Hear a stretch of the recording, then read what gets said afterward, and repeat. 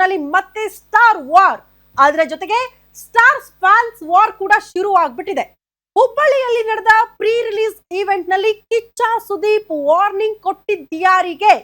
ಅವ್ರು ಏನೇ ಮಾತಾಡಿದ್ರು ಕೂಡ ತಪ್ಪಾಗುತ್ತೆ, ಏನೇ ವಾರ್ನಿಂಗ್ ಕೊಟ್ಟರು ಕೂಡ ನಮ್ಮಣ್ಣನಿಗೆ ವಾರ್ನಿಂಗ್ ಕೊಟ್ಟಿದ್ದು ಅಂತ ಈ ಕಡೆ ದರ್ಶನ್ ಫ್ಯಾನ್ಸ್ ಅನ್ಕೊಂಡ್ಬಿಡ್ತಾರೆ.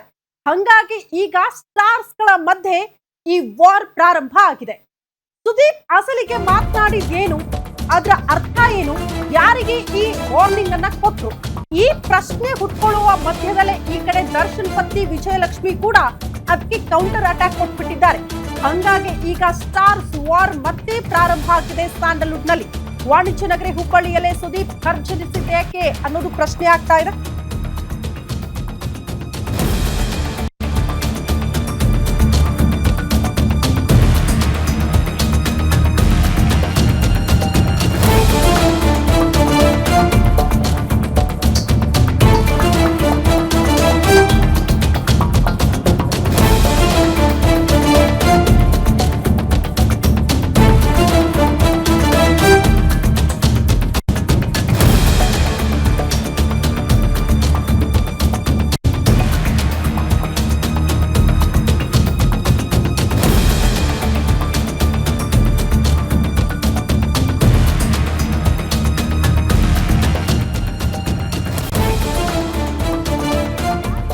ಪ್ರಶ್ನೆ, ಹೆಬ್ಬುಲಿ ಆರ್ಭಟಕ್ಕೆ ಟೌನ್ ಕೊಟ್ರ ಐರಾವತನ ಪತ್ನಿ?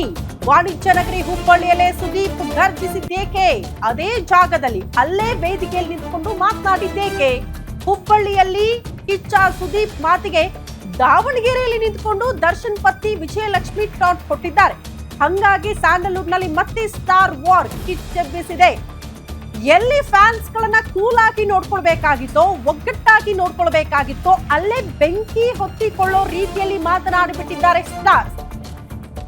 ಸ್ಟಾರ್ಸ್ ಮಾತನಾಡಿದ್ದಾರೆ ಅಂದ ಮೇಲೆ ಅವ್ರನ್ನ ಫಾಲೋ ಮಾಡ್ತಾ ಇರುವಂತಹ ಅಭಿಮಾನಿಗಳು ಸುಮ್ಮನಿರ್ತಾರಾ? ಓಕೆ, ನಮ್ಮ ಅಣ್ಣನಿಗೆ ಇವರು ಟೌಂಟ್ ಕೊಟ್ಟಿದ್ದಾರೆ, ನಾವ್ಯಾಕೆ ಸುಮ್ಮನಿರ್ಬೇಕು ಅಂತ ಸೋಷಿಯಲ್ ಮೀಡಿಯಾದಲ್ಲಿ ಇದೇ ವಿಚಾರಕ್ಕೆ ಸಂಬಂಧಪಟ್ಟಂತೆ ಅತಿ ದೊಡ್ಡ ವಾರ್ಗೂ ಕೂಡ ಇಬ್ಬರು ಸ್ಟಾರ್ ನಟರ ಫ್ಯಾನ್ಸ್ ವಾರ್ಗೆ ಸಾಕ್ಷಿಯಾಗ್ತಿದ್ದಾರೆ. ಕಿಚ್ಚ ಸುದೀಪ್ ಚಾಲೆಂಜಿಂಗ್ ಸ್ಟಾರ್ ದರ್ಶನ್ ಮಧ್ಯೆ ಮತ್ತೆ ವಾರ್ ಶುರುವಾಗಿದೆ.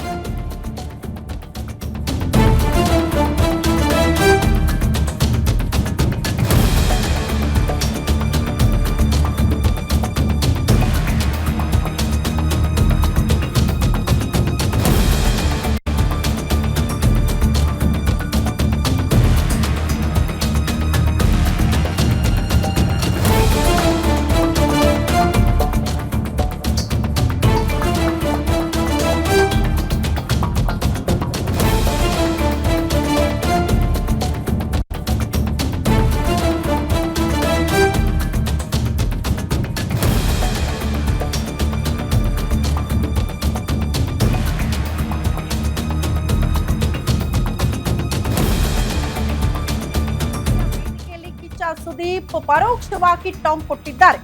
ಯಾರಿಗೆ ಅನ್ನುವುದನ್ನ ಪ್ರಶ್ನೆ ಮಾಡೋ ಹೊತ್ತಿಗೆ ದಾವಣಗೆರೆಯಲ್ಲಿ ವಿಜಯಲಕ್ಷ್ಮಿ ಅವರು ಅದಕ್ಕೆ ರಿಯಾಕ್ಟ್ ಮಾಡೋ ರೀತಿಯಲ್ಲಿ ಕಾಣಿಸ್ಬಿಡ್ತು. ದರ್ಶನ್ ಹೊರಗಡೆ ಇದ್ದಾಗ ಅವರು ಕಾಣಿಸ್ಕೊಳ್ಳಲ್ಲ ಅಂತ ವಿಜಯಲಕ್ಷ್ಮಿ ಮಾತನಾಡಿದ್ರು. ವಿಜಯಲಕ್ಷ್ಮಿ ಬೆಂಕಿ ಮಾತಿಗೆ ಧನ್ವೀರ್ ಕೂಡ ಈಗ ಶಹಬಾಷ್ ಅಂತ ಕೈ ಜೋಡಿಸ್ತಿದ್ದಾರೆ, ಧ್ವನಿಗೂಡಿಸ್ತಿದ್ದಾರೆ. ಸುದೀಪ್ಗೆ ಹಾಡಿನ ಮೂಲಕ ಟಾಂಗ್ ಕೊಟ್ಬಿಟ್ಟಿದ್ದಾರೆ ಧನ್ವೀರ್. ದರ್ಶನ್ ಫೋಟೋ ಹಂಚಿಕೊಂಡು ಕಾಡಲ್ಲಿ ಸಿಂಹನೇ ರಾಜ ಅಂತ ಪೋಸ್ಟ್ ಮಾಡ್ಕೊಂಡಿದ್ದಾರೆ ದರ್ಶನ್ ಅತ್ಯಾಪ್ತ ಧನ್ವೀರ್. ಅಲ್ಲಿಗೆ ಮತ್ತೊಂದು ಹಂತವನ್ನ ತಲುಪುತ್ತಾ ಈ ಸ್ಟಾರ್ ವಾರ್ ಸ್ಯಾಂಡಲ್ವುಡ್ ನಲ್ಲಿ ಅನ್ನೋದು ಬಹುದೊಡ್ಡ ಪ್ರಶ್ನೆ ಆಗ್ತಾ ಇದೆ. ಒಂದು ಮಟ್ಟಿಗೆ ಅನಿಸ್ತಾ ಇತ್ತು ಇಬ್ಬರು ಮುನಿಸು ಮರೆತು ಒಂದಾಗಬಹುದಾ, ಒಂದಾಗಬೇಕು ಅಂತ ಅಭಿಮಾನಿಗಳು ತುಂಬಾ ಜನ ಬಯಸಿದ್ದು ಕೂಡ ಉಂಟು. ಬಟ್ ಅದೆಲ್ಲ ಈಗ ದೂರದ ಮಾತಾಗ್ತಾ ಇದೆ. ಕಾರಣ ಇನ್ನೂ ವೈಮನಸ್ಸು ಜಾಸ್ತಿ ಆಗ್ತಾ ಇದೆ ಬಿಟ್ಟರೆ ಇಬ್ಬರು ಒಂದಾಗುವ ಲಕ್ಷಣಗಳಂತೂ ಸದ್ಯಕ್ಕಿಲ್ಲ. ಹಂಗಾಗಿ ಏನೇ ಮಾತಾಡಿದ್ರು ಕೂಡ ತಪ್ಪಾಗುತ್ತೆ, ಏನೇ ಮಾತಾಡಿದ್ರು ಕೂಡ ನನಗೆ ಮಾತನಾಡಿದ್ದು ಅಂತ ದರ್ಶನ್ ಅಭಿಮಾನಿಗಳು ತೆಗೆದುಕೊಳ್ಳೋದು ಯಾಕೆ, ವಿಜಯಲಕ್ಷ್ಮಿ ಅವರು ಅದಕ್ಕೆ ರಿಯಾಕ್ಟ್ ಮಾಡಿದ್ದು ಯಾಕೆ, ಈ ಪ್ರಶ್ನೆಗಳು ಕೂಡ ಹುಟ್ಕೊಳ್ತಾ ಇದೆ. ಮಾತಾಡೋದಕ್ಕೆ ತುಂಬಾ ಆಸೆ ಇದೆ, ಕೆಲವು ಕಂಟ್ರೋಲ್ ಮಾಡ್ಕೊಂಡು ಮಾತಾಡ್ತೀನಿ. ಕೆಲವು ಮಾತು ಹುಬ್ಬಳ್ಳಿಗೆ ಬಂದು ಇಲ್ಲಿ ವೇದಿಕೆ ಮೇಲೆ ಮಾತಾಡಿದ್ರೆ ಇಡೀ ಕರ್ನಾಟಕಕ್ಕೆ ಎಲ್ಲಿ ತಟ್ಟಬೇಕೋ ತಟ್ಟುತ್ತೆ. ಪ್ರತಿ ಸಲ ಈ ಊರಲ್ಲಿ ನಮಗೆ ಸಿಕ್ಕಿರೋ ಆ ಪ್ರೀತಿ, ವಿಶ್ವಾಸ, ಸಪೋರ್ಟ್ ನಾವು ಯಾವತ್ತೂ ಮರೆಯೋದಿಲ್ಲ. ಜುಲೈ 5ನೇ ತಾರೀಕು ಒಂದು ಪ್ರಾಮಿಸ್ ಮಾಡಿದ್ದೆ, ಡಿಸೆಂಬರ್ 25ಕ್ಕೆ ಬಾಗಿಲು ತಟ್ತೀನಿ ಅಂತ ಜೋರಾಗಿ ತಟ್ತಾ ಇದೀವಿ ನಾವು. ಒಂದು ಸಿನಿಮಾ ಬಿಡುಗಡೆ ಆಗುತ್ತೆ, ಆದರೆ ಹೊರಗಡೆ ಒಂದು ಪಡೆ ಯುದ್ಧಕ್ಕೆ ರೆಡಿ ಆಗ್ತಾ ಇದೆ, ಯುದ್ಧಕ್ಕೆ ಸಿದ್ಧ. ಯಾಕಂದ್ರೆ ನಾವು ನಮ್ಮ ಮಾತಿಗೆ ಬದ್ಧ. ನನಗನ್ಸುತ್ತೆ ಸೈಲೆಂಟ್ ಆಗಿರೋದು ಒಳ್ಳೇದೋ ಕೆಟ್ಟದೋ ಗೊತ್ತಿಲ್ಲ. ಈಗ ಹೇಳ್ತಾ ಇದ್ದೀನಿ, ತಡೆಯೋ ತನಕ ತಡೀರಿ, ಮಾತಾಡೋ ಟೈಮಲ್ಲಿ ಮಾತಾಡಿ.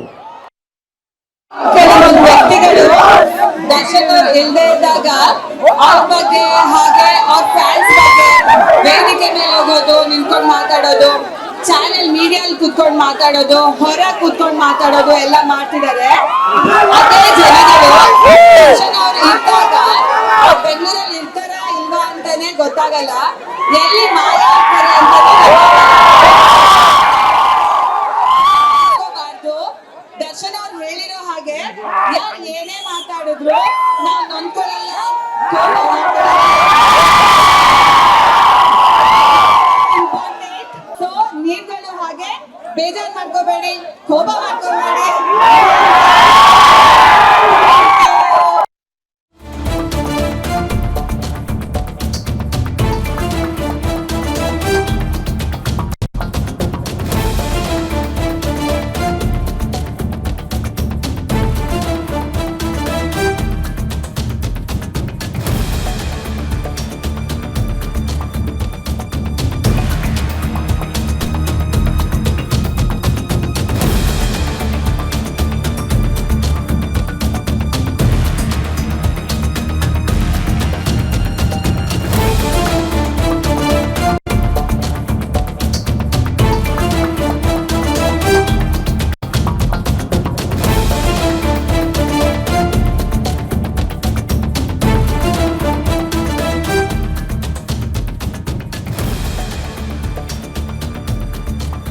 ಅಷ್ಟಕ್ಕೂ ಸುದೀಪ್ ವಿಜಯಲಕ್ಷ್ಮಿ ಉತ್ತರ ಕರ್ನಾಟಕದ ವೇದಿಕೆಗಳಲ್ಲೇ ಮಾತನಾಡಿದ್ಯಾಕೆ? ಉತ್ತರ ಕರ್ನಾಟಕದಲ್ಲೇ ಹೆಚ್ಚಿನ ಫ್ಯಾನ್ಸ್ ಇಬ್ಬರು ಸ್ಟಾರ್ ನಟರಿಗಿದ್ದಾರೆ. ಆ ಭಾಗದಲ್ಲಿ ಇವರನ್ನ ಆರಾಧಿಸೋ ಫ್ಯಾನ್ಸ್ ಸಂಖ್ಯೆ ಜಾಸ್ತಿ. ಹಾಗಾಗಿ ಅಲ್ಲೇ ಸುದೀಪ್ ಮತ್ತು ವಿಜಯಲಕ್ಷ್ಮಿ ನಡುವೆ ಮಾತಿನ ಯುದ್ಧ ನಡೆದು ಹೋಗಿದೆ. ಈ ಹಿಂದೆ Robert cinema pre release event ಕೂಡ ಹುಬ್ಬಳ್ಳಿಯಲ್ಲೇ ಆಗಿತ್ತು. ಆ ಸಂದರ್ಭದಲ್ಲಿ ದರ್ಶನ್ ಚಪ್ಲಿ ಬಿಟ್ಟು ವೇದಿಕೆ ಮೇಲೆ ಹೋಗಿದ್ದೆ ದೊಡ್ಡ ಮಟ್ಟದಲ್ಲಿ ಸುದ್ದಿ ಆಯಿತು. ಹುಬ್ಬಳ್ಳಿಯಲ್ಲೇ ವೇದಿಕೆ ಮೇಲೆ ನಿಂತ್ಕೊಂಡು ದರ್ಶನ್ ಮಾತನಾಡಿದ್ರು, ಉತ್ತರ ಕರ್ನಾಟಕ ಜನರ ಪ್ರೀತಿ ಬಗ್ಗೆ ಮಾತನಾಡಿದ್ರು. ಬಟ್ ಈಗ ಅದೇ ಹುಬ್ಬಳ್ಳಿಯಲ್ಲಿ, ಗಂಡು ಮೆಟ್ಟಿದ ನಾಡು ಹುಬ್ಬಳ್ಳಿಯಲ್ಲಿ, ಅದೇ ವೇದಿಕೆಯಲ್ಲಿ ನಟ ಸುದೀಪ್ ಅವರು ಯಾರಿಗೆ ನೇರ ಸಂದೇಶವನ್ನ ಕೊಟ್ರು, ಯಾರಿಗೆ ವಾರ್ನಿಂಗ್ ಕೊಟ್ರು ಅನ್ನೋದು ಪ್ರಶ್ನೆ. ಎಲ್ಲೂ ಕೂಡ ಹೆಸರು ಉಲ್ಲೇಖ ಆಗದಿದ್ರು ಕೂಡ ಯಾಕೆ ದರ್ಶನ್ ಫ್ಯಾನ್ಸ್ ಅಲರ್ಟ್ ಆಗ್ತಾರೆ, ದರ್ಶನ್ಗೆ ಅವರು ಮಾತನಾಡಿದ್ರು, ವಾರ್ನಿಂಗ್ ಕೊಟ್ರು ಅನ್ನುವಂತಹ ವಿಚಾರಗಳು ಯಾಕೆ ಬರುತ್ತೆ ಅಂದ್ರೆ ಇಬ್ರು ಕೂಡ ಒಗ್ಗಟ್ಟಾಗಿಲ್ಲ, ಮಾತಾಡ್ತಾ ಇಲ್ಲ, ವೈಮನಸ್ಸಿದೆ ಅನ್ನೋ ಕಾರಣಕ್ಕೆ ಅವ್ರಿಗೆ ಕೊಟ್ರು ಅನ್ನುವಂತಹ ವಿಚಾರಗಳನ್ನ ದರ್ಶನ್ ಫ್ಯಾನ್ಸ್ ಅಂದ್ಕೊಳ್ತಾರೆ.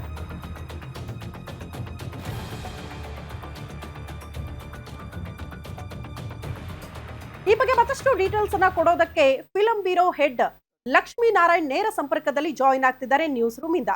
ಲಕ್ಷ್ಮಿ, ಪ್ರಶ್ನೆ ಇರೋದೇನ್ ಗೊತ್ತಾ, ಇಬ್ಬರ ಮಧ್ಯದಲ್ಲಿ ವೈಮನಸ್ಸಿದೆ, ಬಟ್ ಒಂದ್ ಹಂತಕ್ಕೆ ಇಬ್ರು ಕೂಡ ಒಗ್ಗಟ್ಟಾಗಬಹುದಾ, ಒಂದೇ ವೇದಿಕೆಯಲ್ಲಿ ಕಾಣಿಸ್ಕೊಳ್ತಾರಾ? ಸ್ಯಾಂಡಲ್ವುಡ್ ನಲ್ಲಿ ಜನ ಅದನ್ನ ನಿರೀಕ್ಷೆ ಮಾಡ್ತಾ ಇದ್ರು, ಅಭಿಮಾನಿಗಳು ಅದನ್ನ ನಿರೀಕ್ಷೆ ಮಾಡ್ತಾ ಇದ್ರು. ಬಟ್ ಈಗ ಆ ಮಾತು ಸಖತ್ ದೂರ ದೂರ ಅನ್ಸುತ್ತೆ. ಕಾರಣ ಮತ್ತೆ ವೈಮನಸ್ಸುಗಳು ಜಾಸ್ತಿ ಆಗ್ತಾ ಇದೆ.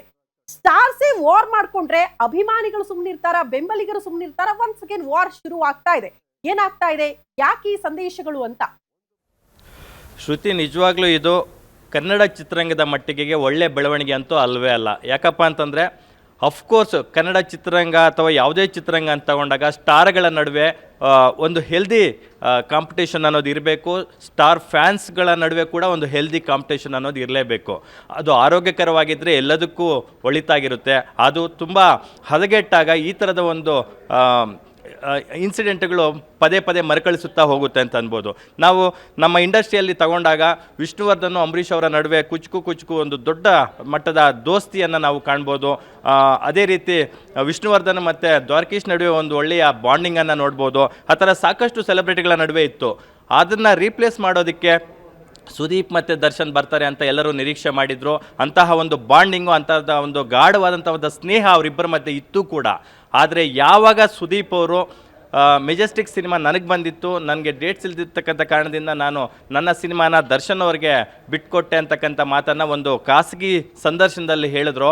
ಅದು ದರ್ಶನ್ ಅವ್ರಿಗೆ ಒಂದು ಕಡೆ ಟ್ರಿಗರ್ ಆಯಿತು. ಇಷ್ಟು ವರ್ಷಗಳಿಂದ ಇಲ್ಲದೆ ಇರ್ತಕ್ಕಂಥದ್ದು ಇವಾಗ ಯಾಕೆ ಈ ವ್ಯಕ್ತಿ ಈ ಮಾತನ್ನು ಹೇಳಿದ್ರು ಅಂತಕ್ಕಂಥ ಮಾತನ್ನು, ಅದೇ ಕಾರಣಕ್ಕೋಸ್ಕರ ದರ್ಶನ್ ಅವರು ಒಂದು ಪೋಸ್ಟನ್ನು ಹಾಕ್ತಾರೆ. We are not any more friends from here onwards, we are the we are two actors from the same industry ಅಂತಕ್ಕಂಥ ಒಂದು ಪೋಸ್ಟನ್ನು ಹಾಕ್ತಾರೆ. ದರ್ಶನ್ ಅವರ ಈ ಪೋಸ್ಟು ಎಷ್ಟು ಸಂಚಲನ ಮೂಡಿಸುತ್ತೆ ಅಂತಂದರೆ, ಸುದೀಪು ನಾನು ಏನು ಕನ್ನಡ ಚಿತ್ರರಂಗದ ಇಬ್ಬರು ನಟರು ಅಷ್ಟೇ, ನಾವು ಇನ್ಮೇಲೆ ನಮ್ಮಿಬ್ಬರ ಮಧ್ಯೆ ಯಾವುದೇ ರೀತಿಯ ಸ್ನೇಹ ಇಲ್ಲ ಅಂತಕ್ಕಂಥದ್ದನ್ನು ಅವತ್ತು ಸೋಷಿಯಲ್ ಮೀಡಿಯಾದಲ್ಲಿ ಸಾರ್ತಾರೆ. ಅದಾದ ನಂತರ ಅವರಿಬ್ಬರ ಮಧ್ಯೆ ಬಹುದೊಡ್ಡ ಬಿರುಕು ಮೂಡುತ್ತೆ. ಎಲ್ಲೂ ಕೂಡ ಸುದೀಪ್ ಅವರ ಬಗ್ಗೆ ದರ್ಶನ್ ಒಂದು ಮಾತನ್ನು ಮಾತಾಡಲ್ಲ. ಆದರೆ ಸುದೀಪ್ ಅವರು ಯಾವುದೇ ಸಂದರ್ಶನದಲ್ಲಿ ದರ್ಶನ್ ಅವ್ರ ಬಗ್ಗೆ ಕೇಳಿದಾಗ ಅವರು ಸೂರ್ಯ ನಾವು ಚಂದ್ರ ಇದ್ದಂಗೆ ಈ ಥರದೆಲ್ಲ ಮಾತುಗಳನ್ನು ಹೇಳ್ತಾ ಇರ್ತಾರೆ. ಅವ್ರ ಬಗ್ಗೆ ಅಲ್ಲಲ್ಲಿ ಮಾತನಾಡುವಂಥ ಕಾರ್ಯವನ್ನು ಕೂಡ ಸುದೀಪ್ ಅವ್ರು ಮಾಡ್ತಾ ಇರ್ತಾರೆ. ಆದರೆ ಸುದೀಪು ಮತ್ತು ದರ್ಶನ್ ಅವರ ನಡುವೆ ಬಿರುಕುಂಟಾದ ನಂತರ, ವೈಮನಸ್ಸುಗಳುಂಟಾದ ನಂತರ ಸುದೀಪ್ ಅವರ ಸಿನಿಮಾಗಳನ್ನು ತುಂಬ ಪೈರಸಿ ಮಾಡುವಂಥ ಕಾರ್ಯಗಳು, ಕೃತ್ಯಗಳು ಪದೇ ಪದೇ ಮರುಕಳಿಸ್ತಾ ಹೋಗುತ್ತೆ. ಪೈಲ್ವಾನ್ ಸಿನಿಮಾ ಸೇರಿದಂತೆ ಸಾಕಷ್ಟು ಸಿನಿಮಾಗಳು, ಸುದೀಪ್ ಅವರ ಸಿನಿಮಾಗಳು ಥಿಯೇಟ್ರಿಗೆ ಬರ್ತಾ ಇದ್ದಂತೆ ಉದ್ದೇಶಪೂರ್ವಕವಾಗಿ ಕಿಡಿಗೇಡಿಗಳು ಒಂದಷ್ಟು ಜನ ಅದನ್ನು ಪೈರಸಿ ಮಾಡಿ ಸೋಷಿಯಲ್ ಮೀಡಿಯಾಗೆ ಹರಿಬಿಡ್ತಕ್ಕಂಥ ಒಂದು ಕಾರ್ಯವನ್ನು ಮಾಡ್ತಾರೆ. ಅದರ ವಿರುದ್ಧ ದೊಡ್ಡ ಸಮರ ಕೂಡ ಸಾರ್ತಾರೆ ಸುದೀಪ್ ಅವರು. ಏನು ಸೈಬರ್ ಕ್ರೈಮ್ಗೆಲ್ಲ ಕಂಪ್ಲೇಂಟ್ ಕೊಡ್ತಾರೆ. ಈ ನಿಟ್ಟಿನಲ್ಲಿ ಸಾಕಷ್ಟು ಬೆಳವಣಿಗೆಗಳು ಕೂಡ ಆಗುತ್ತೆ. ಅದರಲ್ಲಿ ದರ್ಶನ್ ಅವರ ಅಭಿಮಾನಿಗಳ ಪಾತ್ರ ಇದೆ ಅಂತಕ್ಕಂಥದ್ದು ಕೂಡ ಸೋಷಿಯಲ್ ಮೀಡಿಯಾದಲ್ಲಿ ವ್ಯಾಪಕವಾಗಿ ಚರ್ಚೆ ಆಗುತ್ತೆ. ಇವೆಲ್ಲ ಬೆಳವಣಿಗೆಗಳ ನಂತರ ಏನು ಸುದೀಪ್ ಅವರು ರೀಸೆಂಟಾಗಿ ಅಂದರೆ ಗಂಡು ಮೆಟ್ಟಿದ ನಾಡು ಹುಬ್ಬಳ್ಳಿಯಲ್ಲಿ ಇದೇ ಡಿಸೆಂಬರ್ 25 ರಿಲೀಸ್ ಆಗ್ತಾ ಇರ್ತಕ್ಕಂತಹ ಮಾರ್ಕ್ ಸಿನಿಮಾದ ಏನು ಪ್ರೀ ರಿಲೀಸ್ ಇವೆಂಟ್ಗೆ ಹೋಗ್ತಾರೆ. ಹುಬ್ಬಳ್ಳಿಯಲ್ಲಿ ಬೃಹತ್ ವೇದಿಕೆಯಲ್ಲಿ ಲಕ್ಷಾಂತರ ಮಂದಿ ಅಲ್ಲಿಗೆ ಸಾಕ್ಷಿಯಾಗಿರ್ತಾರೆ. ಆ ಥರದ ಒಂದು ಕಾರ್ಯಕ್ರಮದಲ್ಲಿ ಅವರು ಒಂದು ಸ್ಟೇಟ್ಮೆಂಟನ್ನು ಕೊಡ್ತಾರೆ. ನಾವು ಯುದ್ಧಕ್ಕೆ ಸಿದ್ಧ, ಯಾಕೆಂದರೆ ನಮ್ಮ ಮಾತಿಗೆ ನಾವು ಬದ್ಧ. ಹೊರಗಡೆ ನಮ್ಮ ಸಿನಿಮಾಗೆ ಡ್ಯಾಮೇಜ್ ಮಾಡೋದಕ್ಕೆ ಒಂದು ಪಡೆ ಕಾಯ್ತಾ ಇದೆ. ಸೊ ಹಾಗಾಗಿ ನಾವು ಬರ್ತಾ ಇದ್ದೀವಿ, ಕೊಟ್ಟ ಮಾತನ್ನು ಉಳಿಸ್ಕೊತೀವಿ ಅಂತಕ್ಕಂಥ ಮಾತನ್ನು ಹೇಳಿದರು. ಅದು ಯಾವ ರೀತಿ ಅರ್ಥಗಳನ್ನು ಪಡ್ಕೊಳ್ತಾ ಇದೆ, ಬೇರೆ ಬೇರೆ ರೂಪಗಳನ್ನು ಪಡ್ಕೊಳ್ತಾ ಇದೆ ಅಂತಂದರೆ, ಎಲ್ಲೋ ಒಂದು ಕಡೆ 25 ಇದೇ ಡಿಸೆಂಬರ್ 25ಗೆ ಸುದೀಪ್ ಅವರ ಮಾರ್ಕ್ ಸಿನಿಮಾ ಜೊತೆ ಶಿವಣ್ಣ, ಉಪೇಂದ್ರ, ರಾಜ್ಬಿ ಶೆಟ್ಟಿ ಅವರ 45 ಸಿನಿಮಾ ಕೂಡ ಬರ್ತಾ ಇದೆ. ಆ ಸಿನಿಮಾಗೆ ಏನಾದರೂ ಏನು ಕೌಂಟ್ರ್ ಕೊಟ್ರ ಸುದೀಪ್ ಅವರು ಅಂತಕ್ಕಂಥ ಪ್ರಶ್ನೆಗಳು ಎಲ್ಲರಲ್ಲೂ ಮೂಡ್ತಾ ಇತ್ತು. ಮತ್ತೊಂದು ಕಡೆ ಪಡೆ ಅಂದಿದ ತಕ್ಷಣ ಗಜಪಡೆ ಅಂತಕ್ಕಂಥ ಮಾತನ್ನು ಕೂಡ ಸಾಮಾನ್ಯವಾಗಿ ಎಲ್ಲರೂ ತೆಗೆದುಕೊಂಡ್ಬಿಡ್ತಾರೆ. ಇದು ದರ್ಶನ್ ಅವರ ಫ್ಯಾನ್ಸ್ಗೆ ಬೇಕು ಅಂತ ಸುದೀಪ್ ಅವರು ಟಾಂಟ್ ಕೊಟ್ಟಿದ್ದಾರೆ ಅಂತಕ್ಕಂಥ ಮಾತು ಕೂಡ ಹೊರವಲಯದಲ್ಲಿ ಸೋಷಿಯಲ್ ಮೀಡಿಯಾದಲ್ಲಿ ಚರ್ಚೆ ಆಗ್ತಾ ಇದೆ. ಆದರೆ ಸುದೀಪ್ ಅವರ ಮಾತಿನ ಅರ್ಥ 100% ಇದೇ ಆಗಿತ್ತು. ನನ್ನ ಸಿನಿಮಾನ ಪೈರಸಿ ಮಾಡೋದಕ್ಕೆ ಯಾರು ಟೊಂಕ ಕಟ್ಟಿ ನಿಂತಿದ್ದಾರೋ ಅಂಥವರ ವಿರುದ್ಧ ನಾವು ಯುದ್ಧಕ್ಕೆ ಸಿದ್ಧ ಅಂತಕ್ಕಂಥ ಮಾತನ್ನು ಸುದೀಪ್ ಅವರು ಹೇಳಿರ್ತಕ್ಕಂಥದ್ದು. ಆದರೆ ಆ ಮಾತಿನ ಅರ್ಥವನ್ನು ಬೇರೆ ಬೇರೆ ರೂಪಗಳಲ್ಲಿ ಇದು ಮಾಡಿ ಅದಕ್ಕೆ ಬೇರೆ ಬೇರೆ ರೂಪ ಪಡ್ಕೊತಾ ಇರ್ತಕ್ಕಂಥದ್ದು. ಇದರ ಜೊತೆಗೆ ವಿಜಯಲಕ್ಷ್ಮಿ ಅವರು ಕೂಡ ಬೆಣ್ಣೆನಗರಿ ದಾವಣಗೆರೆಗೆ ಡೆವಿಲ್ ಸಿನಿಮಾದ ಪ್ರಮೋಷನ್ಸ್ಗೆ ವಿಜಯ್ ಯಾತ್ರೆಗೆ ತೆರಳಿದ್ದಾರೆ. ಆವಾಗ ಹೀರೋಯಿನ್ ರಚನಾ ರೈ ಮತ್ತು ಅಸಂಖ್ಯಾತ ಅಭಿಮಾನಿಗಳ ಜೊತೆ ವೇದಿಕೆಯಲ್ಲಿ ಸುದೀಪ್ ಅವರ ಸ್ಟೇಟ್ಮೆಂಟ್ಗೆ ಕೌಂಟ್ರ್ ಕೊಟ್ಟು ವಿಜಯಲಕ್ಷ್ಮಿ ಅವರು ಮಾತಾಡಿರ್ತಕ್ಕಂಥದ್ದು. ಅಂದರೆ ದರ್ಶನ್ ಅವರ ಬಗ್ಗೆ, ಅವರ ಫ್ಯಾನ್ಸ್ ಬಗ್ಗೆ ಸಾಕಷ್ಟು ವೇದಿಕೆಗಳಲ್ಲಿ, ಮಾಧ್ಯಮಗಳಲ್ಲಿ, ಬೇರೆ ಎಲ್ಲೆಲ್ಲೋ ಮಾತಾಡ್ತಾ ಇರ್ತಾರೆ. ಆದರೆ ಇವರು ಅಂದರೆ ದರ್ಶನ್ ಅವರು ಬೆಂಗಳೂರಲ್ಲಿ ಇಲ್ಲ ಅಂತಂದಾಗ ಈ ಥರದ್ದೆಲ್ಲ ನಡೆಯುತ್ತೆ. ಅವರು ಬೆಂಗಳೂರಲ್ಲಿದ್ದರೆ ಅವರು ಬೆಂಗಳೂರಲ್ಲಿ ಇದ್ದಾರೋ ಇಲ್ವೋ ಅನ್ನೋದು ಕೂಡ ಗೊತ್ತಾಗಲ್ಲ, ಆ ಥರ ಇರ್ತಾರೆ ಅಂತಕ್ಕಂಥ ಮಾತನ್ನು ಹೇಳಿರ್ತಕ್ಕಂಥದ್ದು. ಇದಕ್ಕೆ ಧನ್ವೀರ್ ಗೌಡ ಅವರು ಕೂಡ ಒಂದು ಪೋಸ್ಟ್ ಹಾಕ್ಕೊಂಡು ಏನು ಸಿಂಗಲ್ ಆಗಿದ್ರು ಕೂಡ ಸಿಂಹನೇ ಅಂತಕ್ಕಂಥ ಮಾತನ್ನು ಹೇಳಿರ್ತಕ್ಕಂಥದ್ದು. ಶ್ರುತಿ.